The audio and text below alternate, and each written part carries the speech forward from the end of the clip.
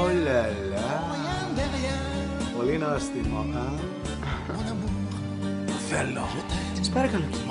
Δεν θέλω σου λέω. Άκου. Εσύ τις φιστικόβαλες, εγώ τις γαριδάρες. Οκ. Τζάμπο γαριδάρες, τζάμπο φιστικόβαλες, τζάμπο τσίπς. Δώσε και εμένα, Μπάρμπα. Εσύ δεν τρως καν. Έχουν ακουστεί πάρα πολλά όλον αυτόν τον καιρό.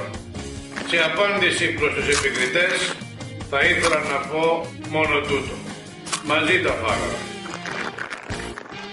Εσείς? Μαζί το φάγαμε.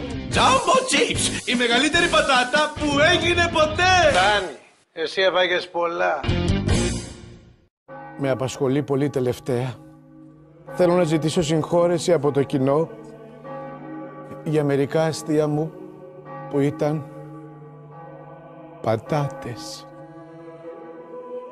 Και τώρα που ήρθε η ώρα να μιλήσω για μια πατάτα σοβαρά, φοβάμαι με βγει αστείο και είναι πατάτα. Καταλαβαίνετε? Τζάμπο τσίπς, από αληθινές πατάτες. Τζάμπο τσίπς λέμε. Αύλια, απατεώνα! Κοίτα τι μου πούλησες! Βάζω μέσα τις φιστικόβαλες μου. Τι κλείνω. Την ανοίγω.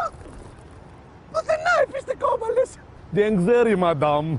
Τις έφαγε η τσάντα. Είναι μαϊμού. Τζάμπο φιστικόβαλες, από αληθινό αράπικο φιστίκι ψημένες στο φούρνο. Τζάμπο φιστικόβαλες λέμε.